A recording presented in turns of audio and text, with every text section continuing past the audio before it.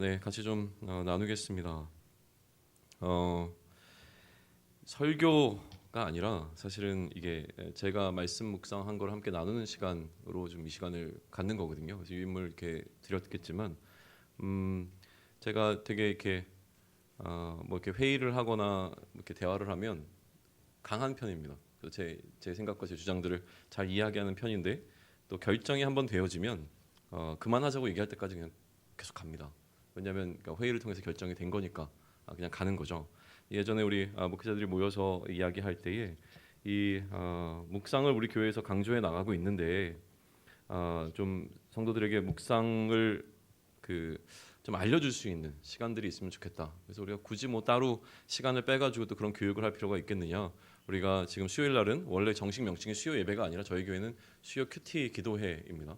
거기 이제 성령도 붙었던 게 기억이 나는데 성령을 계속 붙여야 되는지 지금 떼야 되는지 저도 헷갈리는데, 원래는 수요 큐티 성령 기도회였던 거죠.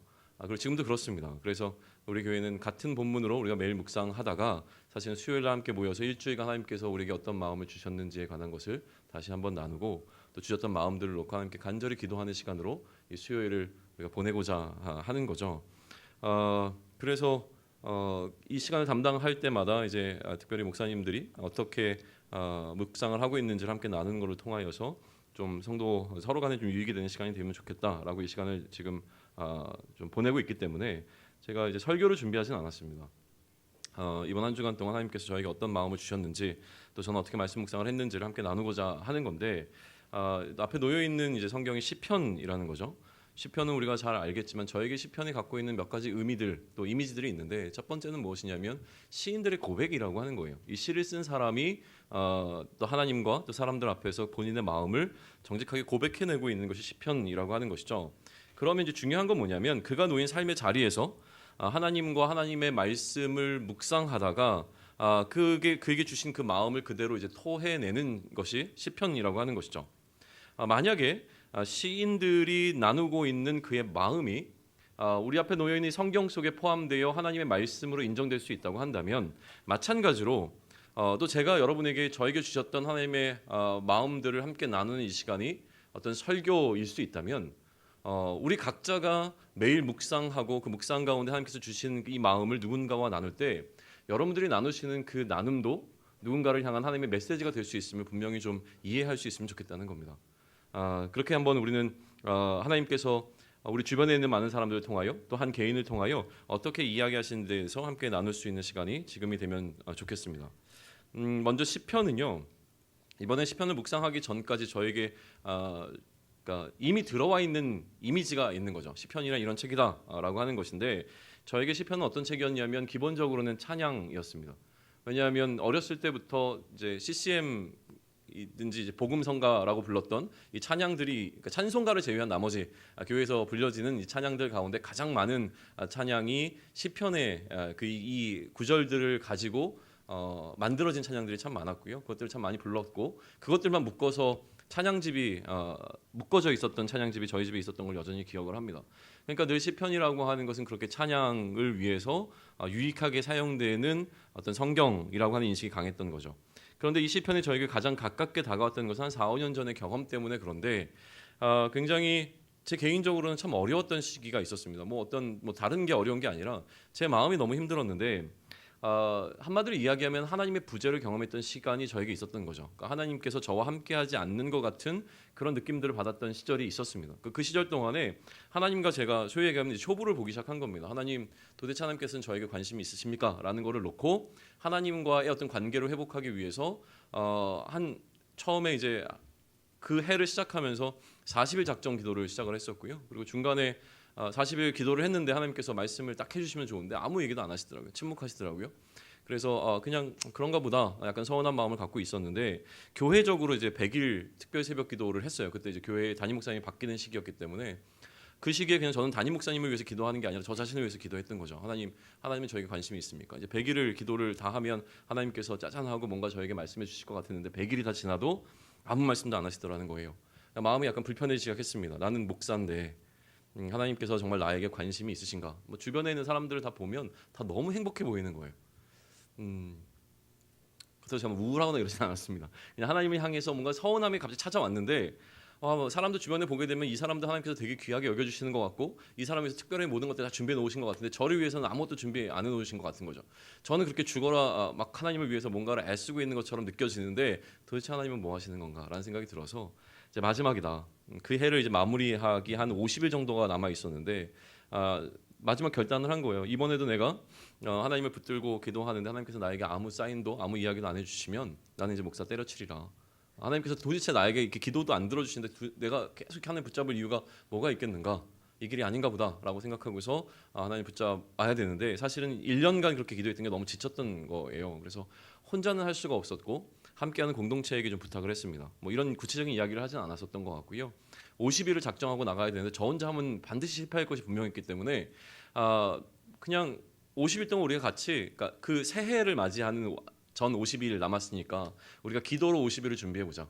그리고 다음 한 해를 소망하는 마음으로 50일을 우리가 함께 날마다 묵상하자. 그 교회는 우리 교회처럼 이렇게 말씀 묵상을 공통되는 어떤 묵상집을 가지고 묵상하던 교회가 아니었어요. 개인적으로 알아서 이제 묵상하는 거였기 때문에 제가 마음대로 이제 성경 본문을 정할 수가 있었죠. 그래서 생각하다가 떠오른 게 바로 시편이었습니다. 150편인데 하루에 3편씩 묵상하면 50일이면 딱 떨어지는구나. 이런 계산을 제가 굉장히 잘하거든요. 이런 기획력이 좋아요. 그래서 뭔가 이렇게 청년들에게 마음을 이제 치는 거죠. 야, 50일이면 된다. 그러면 시편 한 권을 우리가 완전히 꼭꼭 씹어 먹자. 하루에 3편씩. 그리고 3편씩 묵상하는데 그중에 한 편은 내가 날마다 묵상한 것을 함께 나눠주겠다. 그래서 매일 아침마다 이제 카톡으로 빼놓지 않고 계속 하루에 이게 3편 중에서 하나 어떨 때는 3편을 묶어서 보내기도 하고 막 필이 막 오면은 막 3편 다 보내기도 하고 막 이러면서 그냥 매일매일 이거 굉장히 일이거든요. 근데 그럼에도 불구하고 제가 살아야겠으니까 그게 이제 가능했던 거죠. 아침마다 이제 말씀을 붙잡고 하고 함께 나누고 이런 시간으로 이제 보냈어요. 하나님께서 어떻게 하셨을까요? 크리스마스 이브가 되기 전날 정말 별거 아닌 건데 저의 마음을 이렇게 딱 치시는 일이 있었고 그때 회복이 완전히 되어졌습니다. 그리고 난 이후로는 지금은 이제 굉장히 하나님과 관계가 좋아요. 좀 약간 불안하긴 한데 어쨌든 좋습니다. 그러니까 저에게 시편이란 그런 책인 거죠. 더군다나 시편을 지금 우리가 묵상하고 있는 게 한 시편 한 중반쯤 이렇게 가는데 시편의 끝으로 가면 이제 하나님을 찬양하는 찬양시가 막 대거 등장하는데 중간쯤에는 뭐가 많냐면 탄식시가 많아요. 하나님 힘들어 죽겠어요. 막 이 얘기가 막 시편 속에는 진짜 많이 들어요. 죽을 것 같은데요, 하나님 어떡하나요? 뭐 이런 얘기들이 막 있는데 그 당시에 저희 심정이 그랬던 거죠.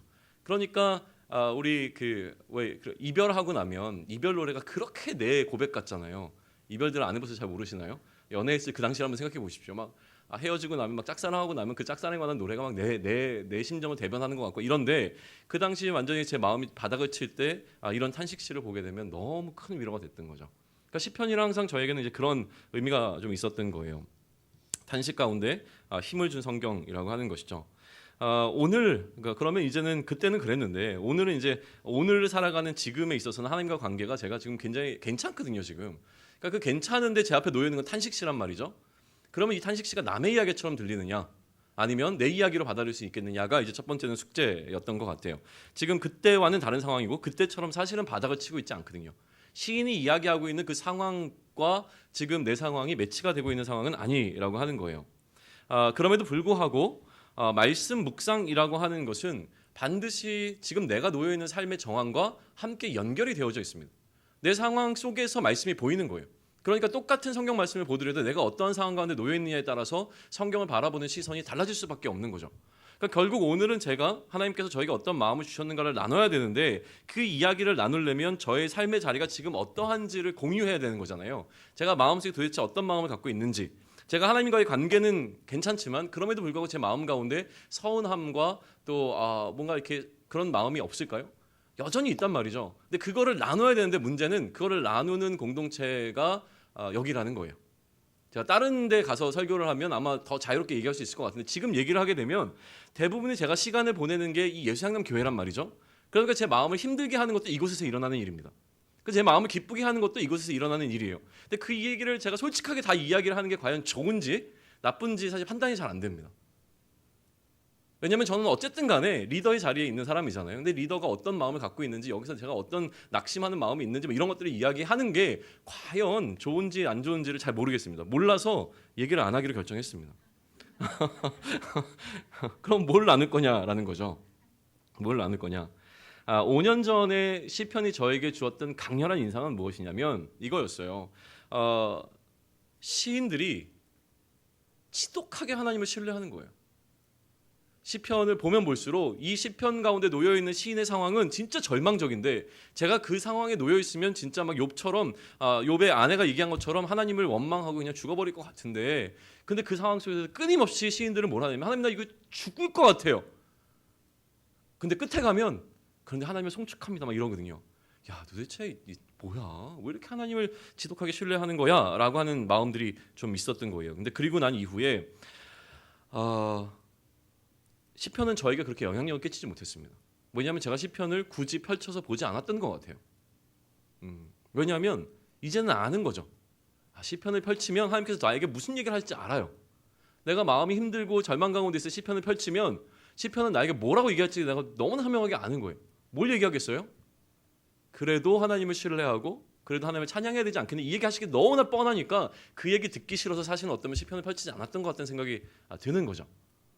그런데 어쨌든 우리는 이제 우리가 살펴봐야 되는 본문이 시편인 거잖아요. 그러니까 시편을 펼치고 제가 하나님께 기도하면서 말씀을 묵상했던 것은 무엇이냐면 그러면 그 중간에 놓여 있는 게 무엇인가를 좀 보고 싶었던 거예요.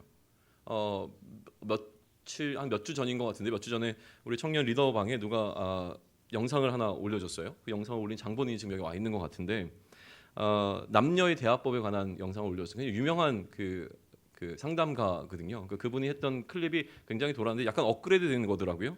근데 남녀가 대화하는 법이 굉장히 다르다는 거예요. 그래서 그거를 이해하지 않으면 남녀 관계가 이제 제대로 온전하게 될 수 없다 이 얘기를 하는 그 강의의 어떤 클립이었어요. 그러니까 예를 들면 이런 거죠. 여성분들은 그냥 그 누군가를 만난 것 자체만으로 이슈가 된다는 거예요. 예를 들면 집사님들, 권사님들이 오늘 홈플러스 갔는데 가가지고 제 아내랑 맞는 거죠. 제 아내가 와서 저한테 얘기하는 거예요. 오늘 홈플러스 갔더니 그 집사님과 권사님들 와 계시더라. 그럼 이제 제가 얘기하는 거죠. 근데 이제 아내는 그 홈플러스 그 집사님과 권사님을 만난 것만으로도 굉장히 그게 새로운 사실이고 이제 이슈거리가 되어지는 거예요. 그것만으로도 자매들끼리 모여서만 30분, 1시간 이야기할 수 있대요. 와, 어떻게 거기서 권사님을 만날 수가 있지? 와, 대단하다. 진짜 신기한 일이다. 이러면서 대화를 한다는 거예요. 근데 우리 남성들 같은 경우는 그게 이제 이해가 안 되는 거죠. 그게 어땠다는 거야? 막 이러면서 이제 대화가 서로 다르다는 이야기를 한 거였어요. 근데 마치 시편은 시인이 대화하는 대화법은 굉장히 여성스러운 거예요. 저랑은 그런 의미에서 좀 잘 안 맞는 거죠. 시인은 뭘 얘기하냐면 하나님을 지독히 신뢰해. 그리고 막 죽을 것 같은데 그 마음에 시온의 대로가 열렸어. 막 이 얘기를 하는데 제가 궁금한 건 뭐냐면 어떻게 그런 절망적인 상황에서 갑자기 이 상황이 그렇게 바뀌었는가예요. 그러니까 무엇으로 하여금 시인이 정말 힘들어 죽겠어요 하다가 갑자기 하나님 그래도 내 마음에 시온의 대로가 열려서 하나님을 바라봅니다. 이러면서 이제 고백을 마칠 수 있는가가 이제 궁금한 거죠. 저는 그 중간이 이번에는 굉장히 궁금했고 그 부분을 이제 오히려 더 주목하면서 묵상하기 시작했습니다. 그래서 이번 시편을 묵상하는 가운데 특별히 이 탄식 시절 가운데서 제가 보고자 했던 것이 오늘 우리가 나누는 그 이야기의 기본적인 뼈대가 될 겁니다. 먼저 이제 짚고 넘어가고 싶은 것은 무엇이냐면 상황은 다르지만 기본적으로 시인이 하나님을 대하는 태도와 제가 하나님을 대하는 태도는 다르지 않습니다. 동일합니다. 그거를 먼저 이야기해야 될 필요가 있는데요. 사실 시인들과 우리가 하나님을 향하는 기본적인 태도가 차이가 없다는 것을 출발하는 것은 굉장히 중요한 문제인 것 같습니다. 첫 번째 짚고 싶은 것은 무엇이냐면 우리의 대화의 상대는 하나님이시라고 하는 겁니다. 우리가 지금 다른 사람에게 이야기하고 있는 것이 아니라 우리가 부르짖고 있는 그 부르짖음의 대상이 누구라고요? 하나님이라고 하는 사실은 시인과 저는 동일합니다. 또 시인과 우리는 동일하다고 하는 것이죠. 61편 1절을 적어 놓았는데 우리 같이 한번 읽을까요? 어디 있는지 찾으셨습니까? 네, 같이 읽습니다. 하나님이여 나의 부르짖음을 들으시며 내 기도에 유의하소서. 우리가 지금 부르짖고 있는 그 대상이 하나님이라고 하는 것이죠. 내가 찾고 의지하는 분도 하나님이십니다. 그리고 시인은요 하나님의 절대적인 주권을 인정하는데 저 또한 그렇습니다. 60편 1절부터 5절까지를 적어놨는데 제가 대신 읽겠습니다. 시인이 어떻게 하나님의 절대 주권을 인정하는지 한번 보시죠. 하나님이여 주께서 우리를 버려두셨고 분노하셨사오나 지금은 우리를 회복시키소서. 주께서 땅을 진동시키사 갈라지게 하셨사오니 그 틈을 기우소서. 땅이 흔들림이니이다. 주께서 주의 백성에게 어려움을 보시고 비틀거리게 하는 포도주를 우리에게 마시게 하셨나이다. 주를 경외하는 자에게 깃발을 주시고 진리를 위하여 달게 하셨나이다. 주께서 사랑하신 자를 건지기 위하여 주의 오른손으로 구원하시고 응답하소서. 하나님께서 세우시고 무너뜨리시고 회복시키시는 분이라고 하는 것을 고백하는 그 고백에 있어서는 전혀 차이가 존재하지 않습니다. 하나님을 창조주 하나님으로 고백하고 하나님을 심판주 하나님으로 고백하고 또 하나님을 무슨 하나님이요? 구원주 하나님으로 고백함에 있어서 우리와 시인에게 있어서는 그 차이가 존재하지 않는다고 하는 것이죠. 그러니 시인의 이러한 고백들은요 사실 어색하지 않아요. 62편 1절과 2절을 제가 읽어드릴게요. 나의 영혼이 잠잠히 하나님만 바라며 나의 구원이 그에게서 나오는도다. 오직 그만이 나의 반석이시오 나의 구원이시오 나의 요새이시니 내가 크게 흔들리지 아니하리로다. 이 얘기를 들을 때 우리 마음 가운데 불편한 마음이 들어옵니까? 아니라는 거예요. 이 이야기를 들을 때 나도 그래 라는 고백을 우리는 할 수 있습니다. 저는 그렇게 합니다. 또 하나님은 나의 하나님이라고 하는 사실, 그러니까 이 나의 하나님이 되시는 하나님이 내 인생 가운데서 존재하지 않는 것 같은 것을 경험했을 때가 가장 힘들었는데, 사실 그 시기를 거치고 난 이후에 여전히 하나님은 나의 하나님이라고 하는 사실을 내가 받아들이고 난 이후에 이것은 여전히 내가 살아가는 힘이 되어진다는 것이죠. 63편 1절을 보면 이렇게 기록되어 있습니다. 하나님이여 주는 나의 하나님이시라 내가 간절히 주를 찾되, 이런 기록들이 나오는데 하나님이여 주는 나의 하나님이시라. 우리의 고백이 여기서 출발하는 것은 동일하다는 것을 인정하는 게 필요합니다. 그런데 나에게 이러한 하나님에 대한 이해가 있다고 하는 것, 그래서 내가 하나님을 나의 하나님을 고백하고 하나님께 모든 그 절대적인 주권이 놓여 있고 우리가 부르짖어야 되는 대상이 그러므로 하나님이라는 것을 인정한다고 하는 그 사실이, 그렇다고 해서 내가 어떠한 상황에 놓이든지 간에 그 상황 가운데서 여전히 내가 흔들림 없이 이 상황을 뚫고 나갈 수 있다는 것을 보장해 주지 못한다는 것이 문제라고 하는 것이죠.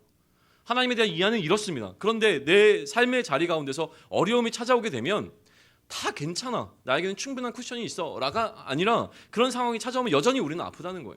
저는 아프다는 거죠. 그럼 이 아픈 상황을 어떻게 헤쳐나갈 것인가 라고 하는 거예요.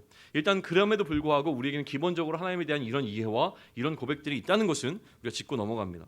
그런데 이러한 고백을 하는 자에게 절망적인 삶이 찾아오기 시작합니다.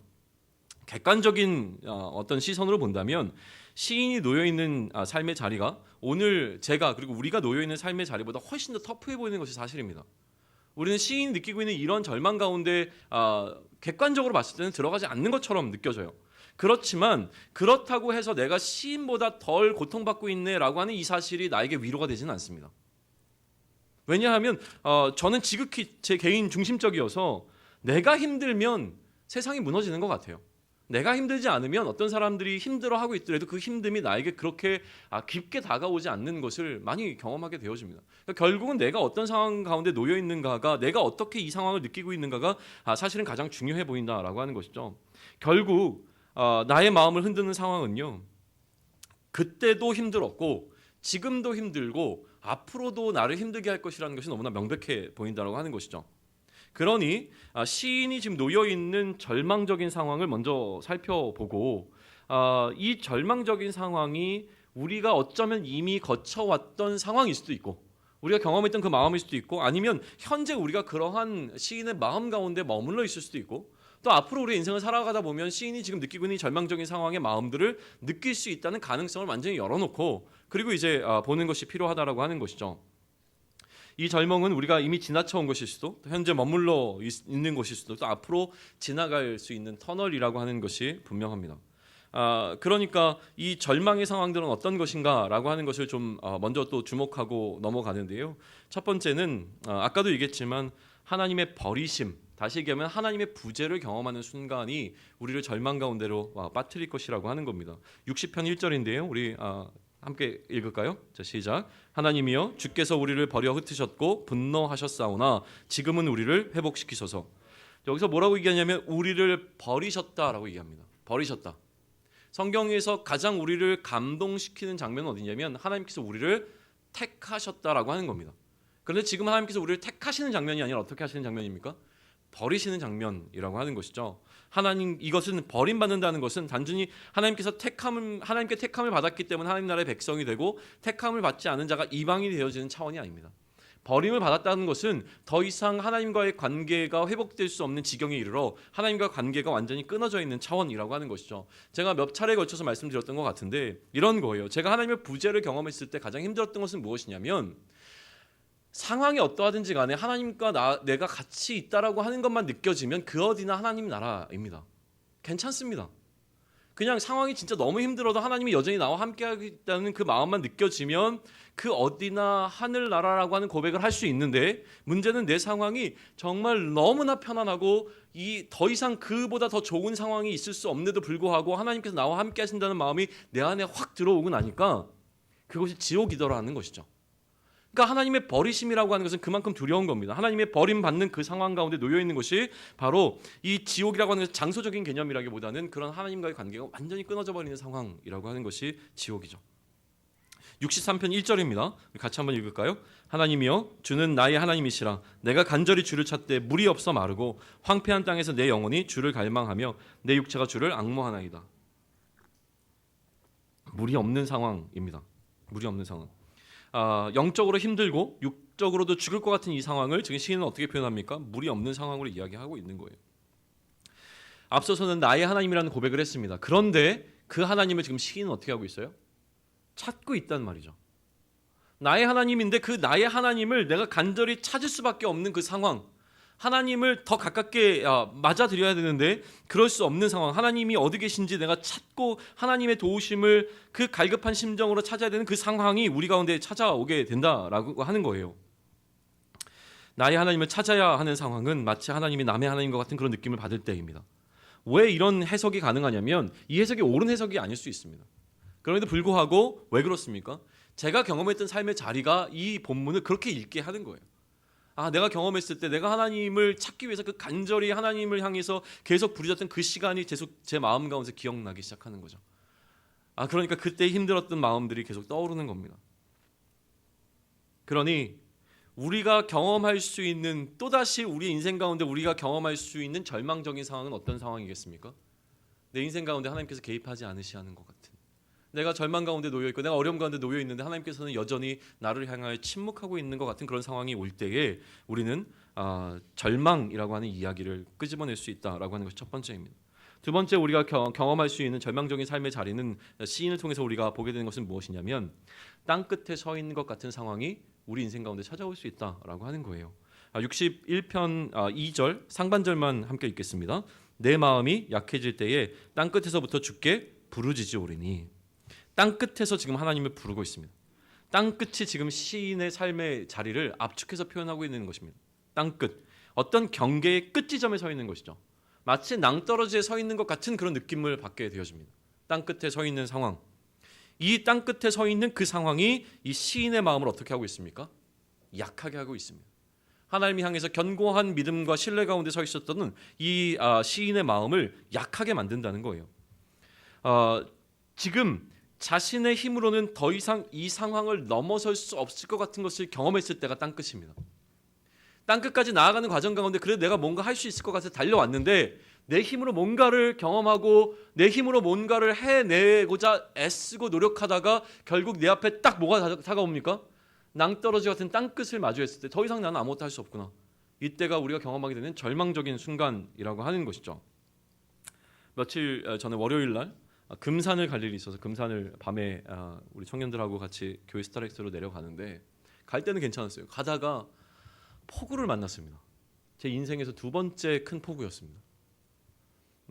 첫 번째는 그 미국에 있을 때 이사를 가는 상황이었는데 뭐 좀 차를 보내면 차 보내는 것도 이사 비용이 들거든요. 그래서 제가 그냥 좀 돈을 아낄 겸 제가 운전하고 거기다 또 짐도 좀 일부 싣고 그러고 이사를 간다고 가족들은 이제 비행기를 먼저 보내고 멀리 좀 이사를 갔어야 됐으니까 그 제가 이제 운전을 하면서 이제 밤에 가는데 폭우가 쏟아지는 거예요. 그런데 워낙 이제 땅덩어리가 넓으니까 사실은 혼자 운전하고 가는 기분이었거든요. 근데 혼자 운전하고 가면서 그냥 앞에 그래도 한 5m 요 정도까지는 보이니까 운전하면 가겠다 싶어서 좀 가고 있었어요. 근데 가는데 비가 정말 억수로 쏟아지는데 어느 순간 제 안에 두려움이 찾아왔습니다. 뭐냐면 이렇게 가다가 바로 앞에 도로가 유실되거나 낭떠러지나 뭐 이런 것들이 있어가지고 나도 모르게 거기에 이제 내가 추락해버리면 어떡하지? 그러니까 죽을 것 같은 공포가 갑자기 찾아온 거예요. 야, 이대로 운전하면 가면 안 되겠다. 거기다 또 미국은 토네이도 이런 거 영화를 통해서 많이 보지 않았습니까? 야, 이러다니 토네이도 같은 거 와가지고 내가 막 휩쓸려서 막 날아가는 거 아니야? 이 생각이 막 들어와서 불빛만 보여라. 그럼 거기 가서 내가 쉬리라. 불빛이 보이는 데 가가지고 거기서 멈춰 있다가 좀 비가 지나가고 난 다음에 갔던 기억이 있어요. 그때의 기억이 여전히 생생한데 와, 월요일 날 밤에는요.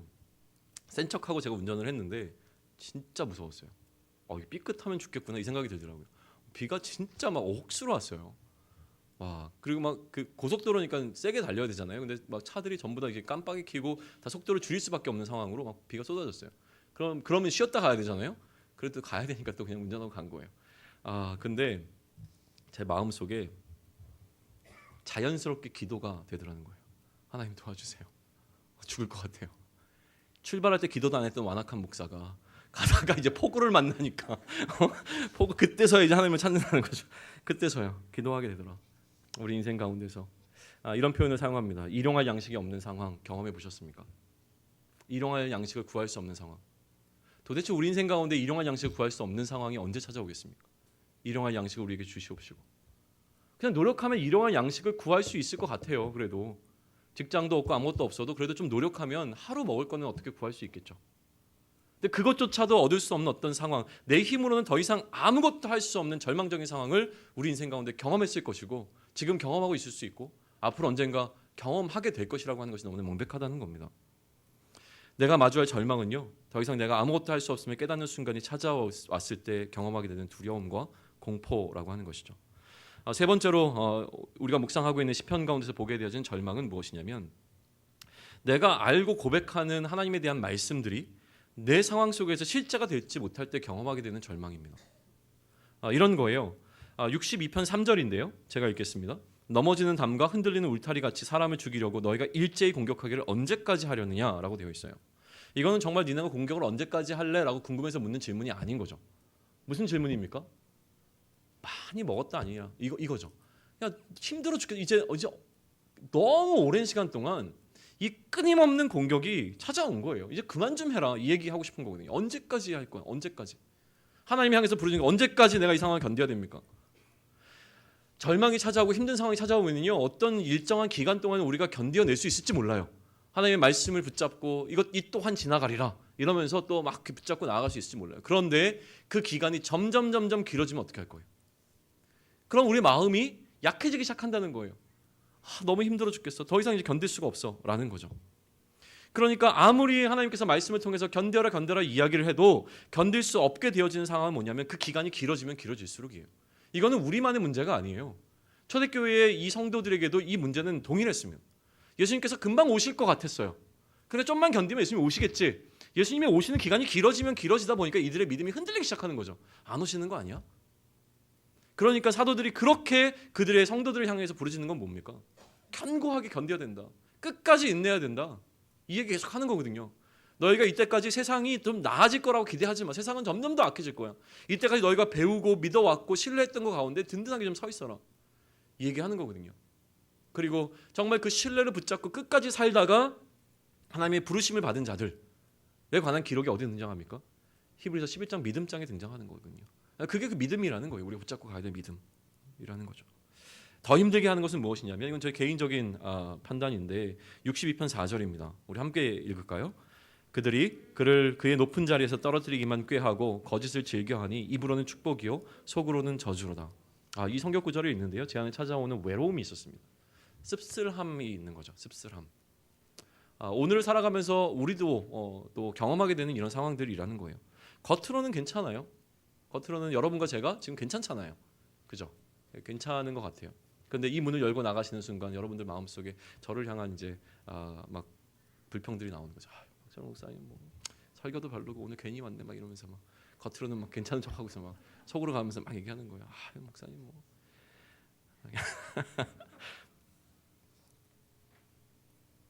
예를 그냥 들은 건데 실제 같아가지고 더 가슴이 아프네요.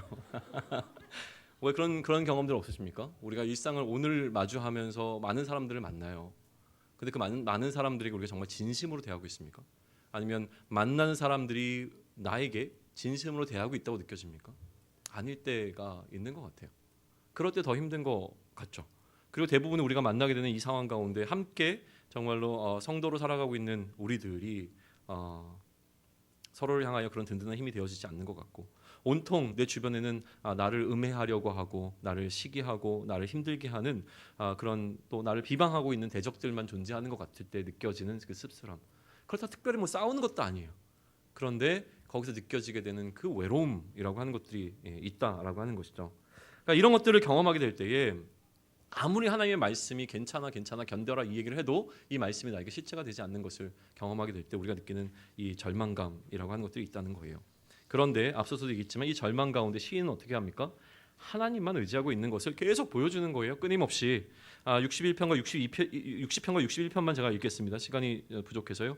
60편 11절과 12절 제가 있습니다. 우리를 도와 대적을 치게 하소서. 사람의 구원은 헛됨이니이다. 우리가 하나님을 의지하고 용감하게 행하리니 그는 우리의 대적을 밟으실 이심이로이다. 하나님이 향한 이 지독한 신뢰가 보이십니까? 61편 8절인데요. 그리하시면 내가 주의 이름을 영원히 찬양하며 매일 나의 서원을 이행하리이다 라고 이야기를 하죠. 그러니까 계속 이 시인은 하나님을 향하여 나는 끝까지 하나님을 붙잡고 갑니다. 하나님이 나의 구원이십니다. 이 얘기를 계속하면서 가는 거예요. 그런데 이 절망적인 상황 가운데서 왜 여전히 시인은 하나님을 향해서 그의 신뢰를 저버리지 않고 있는가가 이제 궁금한 거였고, 거기에 대한 이제 답을 우리가 이야기하고자 하는 겁니다. 자, 첫 번째 이 시편이 저에게 준 도전은 무엇이냐면 가장 먼저는 의인이 되라는 거였어요. 내가 의인이 돼야 된다는 거였어요. 저는 이상하게 성경의 그 첫 부분에 좀 집착하는 경향이 있습니다. 그래서 창세기 1장 1절이 굉장히 저에게는 크게 다가와요. 성경이라고 하는 책을 가장 먼저 펼치고 우리가 마주하게 된 게 창세기 1장 1절인데, 창세기 1장 1절에서 태초에 하나님이 천지를 창조하셨다라고 하는 사실을 인정하지 못하면, 그러면 나머지 성경의 이야기는 사실은 다 말도 안 되는 구라밖에 안 된다는 거죠. 그러니까 처음부터 성경이 우리에게 요구하는 것은 무엇이냐면, 지금부터 이 성경이 창조주 하나님에 관한 이야기를 할 텐데 거기에 네가 동의할 수 있겠는가를 먼저 이야기하는 겁니다. 신약을 펼치게 되면 마태복음 1장 1절에서 무슨 내용이 기록되어 있습니까? 아브라함과 다윗의 자손, 그러니까 아브라함과 다윗의 언약을 통해서 이 땅에 그리스도로 오신 분이 예수라고 하는 사실에 대한 선포가 등장하는데, 이것을 인정할 수 있느냐를 우리에게 먼저 묻고 있는 것이죠. 예수가 그리스도라는 사실을 인정하지 못하면 신약에 있는 나머지 이야기들은 사실은 다 쓸모없는 이야기가 되는 거예요. 지금 그거를 위해서 이야기하고 있는데, 시편도 마찬가지입니다. 시편 1편에서 우리가 늘 기억하고 있는 것은 무엇입니까? 가장 먼저 묻고 있는 거예요. 시편을 펼치는 우리들에게 시편은 우리에게 묻고 있어요. 너는 지금 의인의 길에 서 있냐, 아니면 악인의 길에 서 있냐? 의인의 길에 설 것을 이야기하는 것이죠. 그러니 기본적으로 의인의 길을 걸어가는 자들이 그 의인의 길을 걸어가다가 마주하게 되는 이런 상황 가운데 하나님께 어떠한 태도를 보일 것인가에 관한 이야기가 지금 기록되고 있다는 거예요. 그런데 예를 들면 오늘 우리가 묵상했던 64편을 보면서 여러분은 어떤 느낌을 받으셨는가가 저는 궁금해요. 시인과 내가 닮아 있습니까? 아니면 시인을 힘들게 하는 대적들과 내가 닮아 있습니까? 저는 오히려 오늘 아침에 묵상을 하는데 시인과 제가 공감이 되는 게 아니라 악을 꾀하는 자들처럼 제가 느껴지는 거예요. 내가 이런 모습이 훨씬 더 강하다는 것을 느끼게 되는 거죠. 그러니까 시편을 묵상하면서 가장 먼저 시편이 저에게 지금 두고 있는 도전은 무엇이냐면 의인이 돼야 되겠구나라는 것이죠. 그런데 사실 64편 같은 걸 이렇게 보게 되면 속이 시원하잖아요. 왜냐하면 나한테 악을 꾀하고 있는 자들이 있거든요. 그 사람이 그가 떠올라요. 이걸 보면 와, 하나님이 그로부터 나를 구해 주시겠구나. 두고 봐라 이러면서 이렇게 생각이 들게 되는 게 사실 속을 시원하게 해주는 게 64편 같은 거예요. 근데도 불구하고 가만히 생각해 보면 저 같은 경우에는 그래요. 그러니까 저를 힘들게 하는 사람들은 제가 생판 모르는 사람들이 아니라는 거예요. 기독교를 너무나 싫어하고 이런 사람들이 나를 힘들게 하는 게 아니라 오히려 함께 가고 있는 좋은 동료들, 내 주변에 있는 가족들, 또 내 주변에서 나를 살갑게 해주는 많은 믿음의 길을 함께 걸어가고 있는 사람들 때문에 사실은 마음이 힘들고 어쨌든 어려워지게 되는 것을 경험하게 된다고 하는 것이죠. 그러면 그 가운데서 나는 어떻게 할 것인가를 고민하는데, 여전히 하나님께서 저에게 주셨던 마음은 뭐냐면 나도 그럴 수 있다는 거죠. 오히려 내가 더 그런 자의 자리에 누군가에게는 내가 악을 꾀하는 자처럼 보일 수 있겠구나라는 생각을 갖게 한 거예요. 그렇다고 제가 의인이 될 수 있겠습니까? 사실은 우리 스스로 의인이 될 수 없죠. 성경이 이야기하는 건 그거 아닙니까? 결국 우리가 의인이 된 것은 예수 그리스도의 의를 덧입었기 때문이라는 이야기를 하고 있는 건데, 그러면 그렇게 은혜를 입은 자로서 그러면 내가 어떠한 삶을 살 것인가를 더 고민할 수 있는 시간들이 의인이 되라고 하는 이 명령 앞에서 경험하게 되는 첫 번째 도전이었다는 거예요. 그것이 가능해야 일단은 내가 하나님 안에서 머물러 있는 자, 그리스도 안에 머무는 자가 분명해야 이 시편이 나에게 의미 있게 다가오게 될 것이라고 하는 것이죠. 두 번째 시편을 묵상하면서 이 절망 가운데서 하나님을 의지하는 것을 저를 바꿔준 말씀은 무엇이었냐면 하나님의 약속을 신뢰하라는 거였습니다. 하나님의 약속을 신뢰하라. 60편 6절로부터 8절을 보시게 되면 거기에 뭐가 기록되어 있냐면 하나님의 언약이 등장해요. 하나님이 주신 약속이 등장하거든요. 그러면서 깨닫는 거죠. 시인은 하나님께서 그들에게 주셨던 약속을 붙잡고 이 상황을 견디어냈구나. 그러면 나 또한 이 약속을 붙잡아야지라는 것을 이제 다시 한번 기억하게 되는 겁니다. 그루터기 신앙이라고 이야기하는데요. 이사야서에서 등장하는 표현입니다. 하나님에 대한 신앙을 포기할 만한데 여전히 하나님을 향한 신실함을 유지했던 사람들을 그루터기라고 부르고 있죠. 그리고 그들이 이제 가난한 자라고 부르고 있고 그 가난한 자의 그 신앙을 그대로 이제 받아온 게 누가복음이고 누가복음에서 예수님께서 말씀하신 것이 무엇이냐면 그렇게 하나님을 향한 신실함을 저버리지 아니하고 하나님께서 언약으로 주셨던 그 메시아를 기다리고 있던 사람들에게 이제 메시아가 오심을 선포하는 사건, 그 이제 복음이 전해지는 사건으로 기록해내고 있는 거거든요. 마찬가지로 이 절망 가운데 우리가 붙잡을 수 있는 것은 무엇이냐면 하나님께서 우리에게 주신 약속이라고 하는 거예요. 그러면 지금 오늘을 살아가는 우리들이 붙잡아야 되는 약속은 무엇입니까? 다시 오실 예수님이라고 하는 거예요. 제가 요즘 청년들하고 계속 주일 말씀을 통해서 나누고 있는 게 나그네입니다. 나그네의 삶이라고 하는 건데 핵심은 이거예요. 하나님께서 우리를 하나님의 자녀 삼아 주시고 우리를 구원하시고 난 다음에 바로 하나님 나라로 끌고 가시면 되는데 하나님 나라로 데려가신 것이 아니라 여전히 이 땅 가운데 남겨놓으셨다는 거예요. 그러면 우리의 생명의 문제는 이미 다 해결됐습니다. 예수 그리스도 안에서 지금 하나님 안에 안전하게 보관되어 있어요. 우리의 생명의 문제는 이미 다 해결됐습니다. 더 이상 우리는 정죄함도 없어요. 다 해결됐어요. 그런데도 불구하고 하나님께서 이 땅에 우리를 남겨놓으신 이유는 뭐예요? 이 땅에서 그리스도로서의 삶을 살아가라는 거예요. 우리를 보내신 그 예수님의 그 사명을 붙잡고 이 땅에서 우리가 감당해야 될 역할들을 감당하면서 살아가라는 거죠. 그런데 그렇게 사명자로 살아가는 이 땅에 정착하는 자가 아니라 이 땅을 잠시 하나님께서 맡겨준 그 시간 동안 우리가 감당해야 될 감당을 그 여정을 다 마치고 하나님 나라로 다시 돌아갈 자로 이 땅을 살아가라고 하는 건데 그렇게 살아가다가 우리 앞에 꽃길이 펼쳐집니까? 그렇지 않다는 거예요. 오히려 절망과 힘듦과 어려움들과 고난이 찾아온다는 거죠. 그러니까 예수 그리스도에 남겨진 고난은 우리 몸에 차온다는 표현이 가능해지는 거죠. 그럼 이 고난 가운데서 우리를 견디게 하고 우리가 그 소명을 그대로 붙잡을 수 있는 힘은 어디서부터 나옵니까? 하나님 나라에 대한 소망이라고 하는 거예요. 다시 오실 예수 그리스도에 대한 소망이 없다면 우리는 이 시기를 그리스도인으로 살아가는 것을 포기하고 말 것입니다. 그러니까 우리에게 존재하는 언약이라고 하는 것이 굉장히 중요하다는 것이죠. 두 번째로 이 절망 가운데서 우리가 다시 하나님을 의지할 수 있게 되어지는 힘은 무엇이냐면 이전에 내가 경험했던 하나님의 일하심을 다시 기억해내는 겁니다. 잊어버린 것들이 좀 있다는 거예요. 이미 하나님께서는 우리에게 하나님을 경험하게 하셨고 하나님에 대해서 알게 하셨습니다. 그것이 우리로 하여금 또 다른 절망의 상황이 찾아오더라도 이걸 이겨낼 수 있는 힘이 되어야 되는데 우리는 이전에 경험했던 경험들을 자주 잊어버리게 된다라고 하는 것이죠. 시인에게는요 피난처에 관한 경험이 있었습니다. 61편 4절을 한번 보셔요.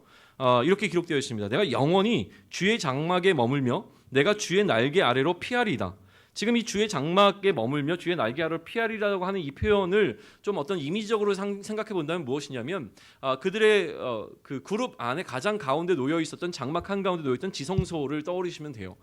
법궤 위에 놓여 있었던 그 날개. 아까 다시 얘기하면 그 하나님을 예배하는 가장 하나님이 머무시는 그 처소로 점점 더 나아가는. 왜냐하면 하나님이 계신 곳이 가장 안전한 곳이기 때문에 그렇죠. 그러니까 지금 이 어려운 상황에서 이 시인은 어떻게 합니까? 내가 영원히 주의 장막에 머물며 주의 날개 아래로 피하기 위해서 나아가는 이 상황. 다시 얘기하면 하나님을 예배하는 예배 자리로 나아가는 이 이미지를 보여준다라고 하는 거예요. 성전의 이미지는 그런 이미지였습니다. 하나님이 우리와 함께 하시면 그곳이 가장 안전한 곳이라고 하는 것을 느낄 수 있는 곳이 되어야 된다는 것이. 이거를 시인은 경험적으로 알고 있었던 거예요. 여러분에게 예배란 어떤 곳인지가 궁금합니다. 여러분에게 예배란 어떤 것인가요? 저는요 예배에 대한 저의 생각을 완전히 뒤바꿔 놓는 경험을 한 적이 있었습니다. 뭐 얼마 되지도 않았어요. 한 2년 전의 이야기인데 2년도 안 됐습니다. 하나님의 샬롬을 경험했던 순간이 있었어요. 제가 행정을 이제 담당할 그 행정 초기에만 하더라도 여전히 저의 이제 강함들이 남아 있었기 때문에 저랑 생각이 다른 사람들하고는 계속 대화를 해야 되는 거예요. 대화라기보다 이제 거의 뭐 말싸움에 가까운 것들을 해야 되는 거죠. 설득을 해야 되고 그 사람을 이제 바꿔야 되고 제 생각과 주장들을 이야기해야 되니까. 그러니까 이것들을 하는데 주일날이면 가장 많은 분들이 찾아오셨어요. 주일날 왜냐하면 주일날 교회를 가장 많이 오시니까. 그러면 이제 저를 보고 싶어서 오시는 게 아니라 그냥 이제 행정 목사니까 찾아오시는 거예요. 어디다가 얘기를 해야 될 곳이 없으니까 저한테 얘기하시는 거예요. 오셔서 얘기하시는 게 다 그거예요. 교회가 뭐 이래도 괜찮습니까? 교회 뭐 이런 것도 바꿔야 되는 거 아닙니까? 뭐 소소한 거 다 이야기하세요. 뭐 여기 청소가 안 돼 있는데요. 뭐 이런 것까지 다 얘기하세요. 뭐 별의별 거 다 얘기하세요. 이제 마음이 굉장히 불편해요. 저는 이제 문제는 뭐냐면 오후 2시가 되면 저는 청년들 앞에 서가지고 말씀을 전해야 되거든요. 그럼 정말 그 여전히 저는 말씀을 준비하고 그 하나님께서 말씀을 준비하는 건데 주신 그 설레임으로 강단에 올라가거든요. 이 설레임이 어젯밤까지는 있었는데 교회를 오니까 그 설레임이 다 없어지기 시작하는 거예요. 더군다나 초창기에는 뭐였냐면 우리 사무장님이 안 계셨어요. 그러니까 교회 이제 재정에 관련된 부분은 사무장님과 이야기를 해야 되는데 그것까지 이제 행정목사가 담당을 하니까 자꾸 와가지고 얘기하다 돈 얘기를 하게 되는데 돈 얘기가 사람의 마음을 진짜 힘들게 하더라고요. 막 죽겠는 거예요. 그래서 막 2시에 막 올라가야 되는데 올라가기 전 1분 전까지 막 59분까지 막 어쩔 때는 막 핏대로 올리면서 막 이게 뭐 이렇게 막 이렇게 얘기하다가 1분 남은 거 보고서 저 이제 예배 올라가야 돼요. 막 이러면서 올라가기를 수차례 하는데 너무 지치는 거죠. 어느 순간. 그런데 딱 그러고 늦어가지고 막 뛰어서 올라가가지고 예배당에 들어가면 제가 앉는 자리가 있는데 그 자리에 딱 앉았는데 갑자기 제 마음 가운데요 평안이 확 찾아오는 거예요. 그 경험은 잊을 수가 없습니다. 막 방금 1층에서는요 막 전쟁 같은 시간을 보냈거든요. 하루 종일 막 계속 막 얘기하고 막 논장하고 막 마음 불편해지고 막 이러다가 2층에 예배 자리에 딱 갔는데 어떤 마음이 들었냐면 최소한 이 2시간 동안은 예배드린 이 2시간 동안은 아무도 나를 못 건드리겠구나. 마음이 너무 평안한 거예요. 그 경험을 잊을 수가 없어요. 그리고 난 다음부터 예배에 대한 저의 개념이 완전히 바뀌어졌습니다. 사실은요. 예배가 저에게도 힘든 때가 있었습니다. 가장 힘들었던 때 언제였냐면 교육전도사 할 때였어요. 뭐 주중에는 학교에서 공부하고 주말에 가야 되는데 또 사역을 뭐 잘 못하니까 같은 거를 하더라도 시간이 오래 걸리니까 준비하는 시간이 오래 걸리니까 맨날 막 금요일부터 시작해서 금요일 토요일 거의 이틀을 밤새고 뭐 잠깐 이렇게 눈 붙이고 교회 가고 이거를 계속 한 뭐 2, 3년을 그렇게 반복했던 거죠. 그러다가 3학년이 됐는데 막 졸업 논문도 써야 되고 모두 해야 되고 막 할 게 너무 많은 거예요. 그래서 계속 막 너무 힘들게 가다가 아침에 잠깐 1시간 정도 눈 붙이고 눈을 딱 떴는데 제 입에서 처음 튀어나온 말이 뭐였냐면 가기 싫다 이거였어요. 전도사가 지금 교회 가야 되는데 주일날 아침에 무슨 마음이 들었냐면 진짜 가기 싫다. 그냥 더 잤으면 이 생각이 들더라고요. 그리고 나서 깜짝 놀랐어요 개인적으로. 그러고 이제 회개하고 저희 삶을 정리하기 그때 막 여기저기 걸려있는 게 너무 많았어요. 막 교수님 뭐 연구하는 거 뭐 또 무슨 선교단체 관련돼 있고 막 이런 게 너무 많아가지고 다 자르고 제가 꼭 해야 될 것들만 이제 남기기 시작했던 거죠. 왜냐하면 그때도 마찬가지로 이제 주일을 지키기 위해서 그랬어요. 그런데 이제 이런 생각이 들어온 거예요. 예배의 자리가 우리에게는 가장 안식의 자리가 되어야 되는데 왜 어쩌다가 예배가 이렇게 힘든 자리가 되었지? 오늘 예배 오실 때 어떠셨어요? 오늘 하루 지치셨잖아요. 힘드셨잖아요. 오늘 수요일날 저녁에 갈까 말까 막 고민 안 하셨습니까? 훌륭하십니다. 막 힘들어 죽겠는데 막 이제 또 새벽기도 특별 새벽기도 한대요. 매일 아침마다 나와가지고 기도하고 가래요. 새벽기도 나오면 하루가 피곤한데 하루 종일 피곤한데 거기다 막 수요일마다 지금 막 해가지고 막 계속 뭘 하라고 막 얘기 나오고 막 이래요. 죄송합니다.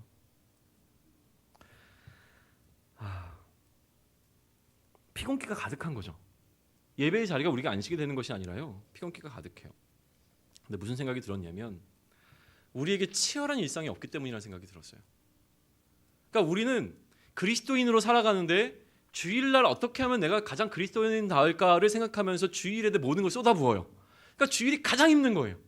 주일날 그동안 안 했던 모든 것들을 다 해야 되니까 주일날 와가지고 뭐 하루 종일 뭔가 교회에서 막 하고 나야 내가 그나마 하나님 앞에서 좀 제대로 서 있는 것 같으니까 주일날 모든 봉사와 모든 것들을 다 쏟아붓는단 말이죠. 그러니까 너무 주일이 힘든 거예요. 지치는 거죠. 그리고 일상에서 차라리 그냥 집에서 드라마 보고 뭐 이렇게 잠깐 쉬고 있는 게 소파에 누워 있는 게 훨씬 더 편하지 교회에 오는 게 안식같이 느껴지지 않는다는 거예요. 그런데 성경은 뭐라고 이야기합니까? 우리의 6일 동안의 그 일상의 삶이 전쟁과 같은 삶이라고 이야기하잖아요.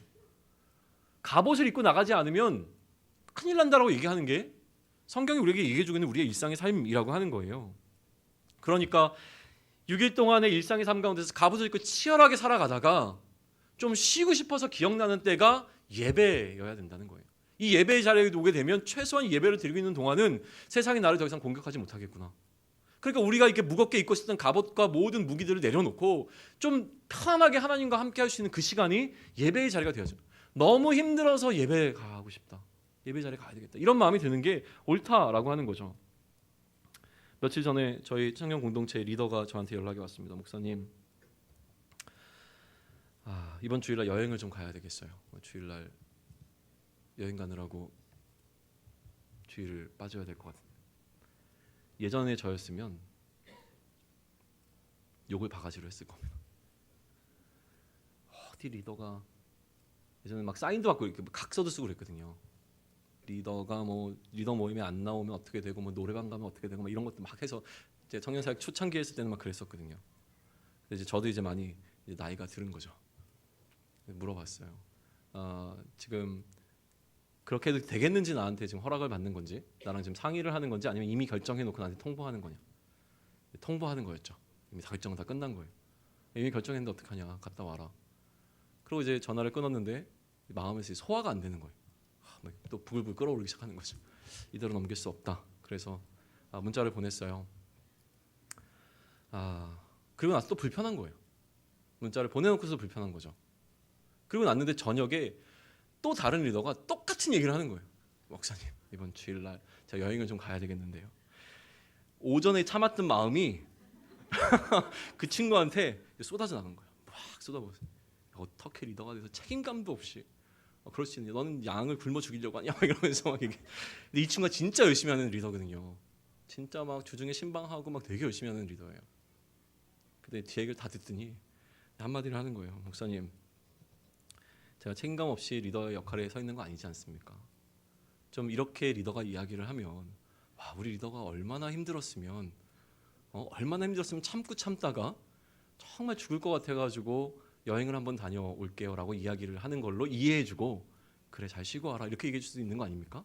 목사님은 도대체 나의 영혼을 언제 살펴보지? 이런 얘기를 하는 거죠. 근데 저는 잘 못해요. 저는 그런 거 잘 못해요. 그런데 그게 아니에요. 이해하죠. 저도 쉬고 싶을 때 있잖아요. 우리 다 그렇잖아요. 근데 문제는 뭐냐면 저에게 이제 질문이 들어오는 건 뭐냐면 예배를 빠지느냐 안 빠지느냐 이 문제가 아니에요. 왜 우리가 가장 쉬고 싶을 때 예배가 기억나지 않느냐라는 거죠. 지금 시인은 그걸 경험한 겁니다. 예배가 나에게 가장 평안함이 되어지는 것을 경험했기 때문에 그는 지금 어디로 가고 있냐면 주의 장막에 머물며 주의 날개 밑으로 지금 달려가고 있는 상황이라고 하는 거예요. 그러니 우리가 절망 가운데서 하나님을 찾으려면 하나님이 아닌 다른 것에서 무엇을 경험해내는 것이 아니라 하나님 안에서 그것을 경험했을 때에 하나님께로 달려가게 된다는 거예요. 그 이야기를 하고 싶었던 겁니다. 내가 주의 권능과 영광을 보기 위하여 이와 같이 성소에서 주를 바라보았나이다. 경험을 통해 하나님께서 주셨던 마음들을 다시 한번 기억해내는 것이 필요한 것이죠. 또 하나 기억할 것을 이야기하는데요. 기도 응답에 관한 기억을 이야기합니다. 61편 5절인데요. 우리 찾으시고 함께 읽을까요? 61편 5절입니다. 같이 읽습니다. 주 하나님이여 주께서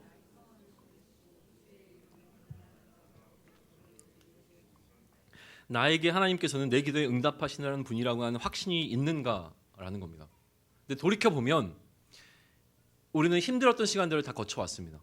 그때도 하나님께 부르짖었고 지금 내가 이 상황 가운데 놓여 있는 것이라고 한다면 하나님은 우리의 기도에 응답하신 것이 분명하죠.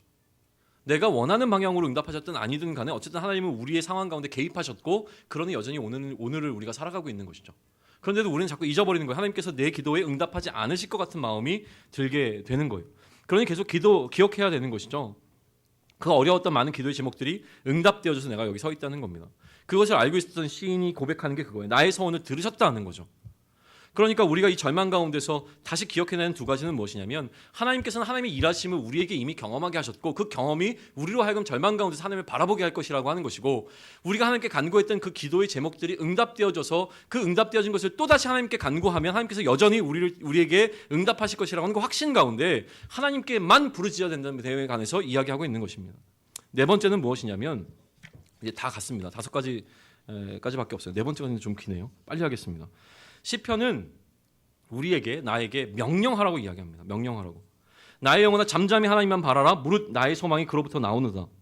무슨 얘기를 합니까? 잠잠히 바랄 수 없는 상황이 우리 가운데 반드시 찾아온다는 거예요. 그 상황 가운데서 우리는 하나님만 바라야 된다는 것이죠. 시편 62편의 9절을 보게 되면요. 처음 1절과 2절에서 시인은 뭐라고 얘기하냐면 나는 하나님만 바랄 수 있는 자입니다라고 고백을 했어요. 그런데 3절과 4절에서 절망이 찾아옵니다. 어려움이 찾아옵니다. 그러니까 그 이후에 5절과 6절에서 시인은 뭐라고 얘기하는 거냐면 이제 내 영혼을 향해서 내 영혼아 잠잠히 하나님만 바라라 라고 지금 명령하고 있는 거예요. 자기 자신의 영혼을 향해서 명령해야 될 필요가 느껴진 거죠. 월요일 날 그 금산에 갔다 왔던 이유가 뭐냐면 장례가 있었어요. 저희 청년 아버님이 소천하셔서 그 예배 때문에 이제 같이 갔다 오는 자리였는데 이 청년에 관한 이야기를 좀 간단하게 좀 할게요. 이 아버님이 간이 안 좋으셨어요. 그래서 이 청년이 자신의 간의 일부를 아버지께 기꺼이 내어드렸습니다. 그래서 이게 이제 그 내어드릴 때는 뭐였냐면 그렇게 하면 회복될 것이라고 하는 확신이 있었고 또 그렇지 않으면 이제 다른 방법이 없으니까 하나님께 간구하는 마음으로 하나님만 바라보면서 그 일을 다 행했지 않겠습니까? 근데 결국 이 친구가 이 아버님이 호스피스에서 좀 끝까지 계시다가 이제 소천을 하신 거예요. 그리고 이제 장례식장에 간 거죠. 아까도 말씀드렸지만 저는 되게 순종적이거든요. 담임 목사님 뭐라고 말씀하셨냐면 우리가 이 큐티를 하면서 매일 우리에게 주시는 그 말씀을 갖고 그게 장례의 상황이든 신방의 어떤 상황이든지 간에 그 상황이 오면 거기에 이 말씀을 들고 가라. 그래서 말씀을 전해라. 근데 62편이었어요. 그날 묵상한 게. 이 장례의 상황에서 이 62편 갖고 어떻게 말씀을 전해야 되나 생각을 하다가 계속 이들이 하나님께 무엇을 바랬을까를 이제 고민하면서 간 거였죠. 그 포구를 두고 가면서 계속 생각을 한 거예요. 그리고 이제 이야기를 한 거예요. 이 가족의 마음 가운데는 정말 하나님 바라는 마음이 있었을 거예요. 그런데 지금 그들 앞에 놓여 있는 건 절망적인 상황이라고 하는 거죠. 그럼 이 상황 가운데서 우리가 어떻게 할 것인가? 괜찮아요라고 얘기하지만 과연 이것이 괜찮을 것인가? 그 상황 가운데서 우리가 하나님을 향하여 할 수 있는 것은 무엇인가? 라는 것인데 여전히 하나님을 향하여 하나님을 바랄 수 없는 더 이상 이제 하나님을 향한 바람이 끊겨질 것 같은 이 상황 가운데서도 하나님을 향해서 내가 잠잠히 바랄 수 있는 것을 내 영혼을 향해서 명령해야 되는 것이 필요하다는 것을 이제 보게 되는 것이죠. 그리고 다음 날 출산 가정 신방을 갔습니다. 얘기를 하는 거 12시간 진통을 하고 결국은 제왕절개로 아이를 낳았다고 얘기하면서 하는 게 뭐냐면 그 시간을 보내는 동안 아무것도 할 수 없었어요라는 얘기를 하더라고요. 12시간의 시간 동안 정말 할 수 있는 게 아무것도 없더라고요. 얘기를 하죠. 그때 이제 하나님에 대한 깊은 묵상들이 있었음에 관한 이야기를 하면서 정말로 이 상황 가운데 붙잡을 수 있는 것들에 관한 이제 이야기를 고백들을 듣는데 참 감사했어요. 하나님께서 너무나 안타깝지만 그래도 불구하고 이 시간을 통하여서 이 부부에게 주신 마음이 있구나. 그러니까 앞으로 이 아이를 양육하면서 하나님께서 이 부부에게 주신 그 마음이 있구나. 그런데 제가 전할 수 있었던 얘기는 이거였습니다. 그럼에도 불구하고 우리가 아이를 키우다 보면 지금 경험했던 12시간의 이 진통보다 이 아무것도 할 수 없는 것 같은 이런 상황보다 더 어찌할 수 없는 상황들을 마주하게 될 거다. 아이를 붙잡고 기도밖에 할 수 없는 그 상황들을 우리는 수없이 경험하게 되는 것이 아이를 양육하는 과정일 거다. 근데 그 상황 가운데서 우리가 하나님을 바라는 그 마음을 잊어버리지 않았으면 좋겠다라는 이야기를 함께 나눌 수 있었습니다. 그러니 우리에게 필요한 것은 무엇이냐면 그렇게 우리가 하나님을 바랄 수 없는 상황 가운데서 하나님을 바랄 것을 내 마음 가운데 명령하는 것이 필요하다는 것이죠. 마찬가지로 63편에 넘어가게 되면 시인은 무엇을 얘기하냐면 내가 주를 찬양할 것에 관한 이야기를 합니다. 어떤 상황 가운데서도 찬양할 것을 내 영혼을 향해서 지금 명령하고 있는 것이죠. 침상에서 잠 못 자고 그리고 새벽까지 씨름하다가 새벽녘에서야 하나님께서 말씀을 깨닫게 하여 주셔서 그것을 통하여 하나님을 찬송하게 되는 상황을 우리는 경험할 수 있다라는 겁니다. 이런 경험들이 있으신지 모르겠습니다. 저는 이런 경험들을 참 많이 합니다. 특별히 말씀을 준비하는 자이기 때문에 저희 개인의 문제보다도 공동체에 대한 문제를 놓고 말씀과 씨름하다가 정말 밤에 잠을 못 이루고 이 말씀을 놓고 계속 씨름하다가 하나님께서 결국에는 주시는 마음이 있어요. 알게 하시거든요. 어느 순간 갑자기 빛을 비춰주시는 것처럼 말씀을 깨닫게 하십니다. 그때 제 마음속에 들어오는 그 기쁨이 하나님을 찬양하는 찬양이 가득해요. 그러니까 그게 있을 때에 강단에 올라가게 됩니다. 그러면 이것을 전하지 않고는 견딜 수 없는 설렘으로 아직까지는 계속 강단에 올라가고 있는 것 같아요. 그게 참 감사하죠. 한 자매가 있었는데요. 예배에 대한 갈급함을 이야기하더라고요. 너무 감사했습니다. 예배를 안 나오면 안 될 것 같아서 예배의 자리라도 지켜야 될 것 같아서 예배를 찾아옵니다. 그러다 며칠 전에는 연락이 왔어요. 목사님 말씀을 조금 더 살펴봐야 될 것 같습니다. 말씀에 대한 갈급함이 저에게 있습니다. 이제 도움을 청하는 거죠. 저에게는 어떻게 느껴졌냐면 이 자매의 몸부림처럼 느껴졌습니다. 그 가정이 하나님을 잘 신뢰하고 또 하나님 안에서 성장해 나가는 가정이었는데 어느 순간 한 명씩 다 교회를 떠나게 된 거예요. 자매 혼자 남았어요. 그러니까 이 자매는 자기조차도 이 예배 자리를 안 지키면 이 가정 가운데 하나님과의 관계가 완전히 끊겨질 것 같고 자기가 온전히 서 있어야 이 가정 가운데 다시 하나님의 은혜가 들어갈 수 있다는 걸 아니까 이 자매는 지금 몸부림치고 있는 거죠. 이처럼 나를 향해서 내 영혼아 잠잠히 하나님만 바라라 내 영혼아 찬양하라라고 하는 이 선언은 결국에는 우리의 몸부림이 되어줘야 됩니다. 이 몸부림이 필요한 것이죠. 또 다른 명령은 무엇이냐면 주를 가까이 따름입니다. 63편 8절인데요. 제가 있습니다. 나의 영혼이 주를 가까이 따르니 나의 오른손이 나를 붙드시거니와 라고 되어 있어요. 시편을 묵상하면서 저에게 주셨던 마음 가운데 또 하나는 뭐냐면 가까이 따름인데요. 이거는 그냥 개인적인 묵상이기도 합니다. 그런데 지난번에 선교를 갔을 때 우리가 밤마다 나눔을 하는데 한 자매의 고백이 제 마음속에 여전히 굉장히 깊게 다가온 게 있었습니다. 무슨 이야기를 했냐면 오늘 진짜 열심히 제가 오늘 하루 선교하고 열심히 최선을 다했거든요. 그런데 하나님을 생각하진 않았던 것 같아요. 이 한마디를 던졌어요. 근데 그게 저에게는 굉장히 큰 도전이 되었습니다. 오늘도 저는 열심히 살았습니다. 우리 모두는 최선을 다해서 오늘 하루를 살지 않습니까? 애쓰고 수고하고 오늘 하루를 보냅니다. 그런데 이 하루를 보내는 동안 내가 그 삶의 자리에서 하나님을 기억하지 못했다면 지금 하나님께서 우리에게 묻고 있는 건 이겁니다. 각 사람의 행한 대로 갚으실 것이다라는 이야기를 하셨어요. 각 사람의 행한 대로 갚는다는 것은 무슨 의미입니까? 우리가 하나님을 의지했는지 의지하지 않았는지 그 행함대로 갚으시겠다는 거거든요. 오늘 하루를 살아가면서 내가 하나님을 최선을 다해서 분주하게 열심히 살았는데 이 삶 가운데 하나님 없이도 내가 살 수 있었는지 아니면 하나님 아니면 살 수 없는 삶을 하나님 때문에 사는 삶을 살았는지는 내가 압니다. 개인적인 저의 문제예요. 저는 하나님께서 이제까지 제 삶에 함께 하신 데가 너무 중요했어요. 하나님 도대체 내 삶 가운데 하나님께서는 무슨 역할을 하고 계십니까? 이게 너무 중요했던 거예요. 하나님 도대체 왜 나는 저들처럼 안 해주십니까? 이게 너무 서운했던 거죠. 하나님께서 내 인생 가운데 어떻게 개입하시는가가 너무 중요했고 그것 때문에 즐겁고 그것 때문에 힘들었던 게 저의 인생이었는데 이제는 그 생각이 바뀌기 시작한 겁니다. 뭐냐면 내가 나의 삶에서 하나님을 필요로 하지 않는 경우가 사실은 더 많다는 거예요. 내가 하나님을 찾는 경우는 언제냐면 내 인생 가운데서 그냥 내가 직진을 하고 있다가 그 순간에 어느 순간 폭우를 만났을 때만 하나님을 찾는다는 거죠. 그 폭우가 찾아오지 않으면 사실 나는 하나님 없이도 살아갈 수 있을 것처럼 살아간다는 거예요. 이게 저의 문제라는 겁니다. 여러분의 문제가 아니라 저의 문제라는 거예요.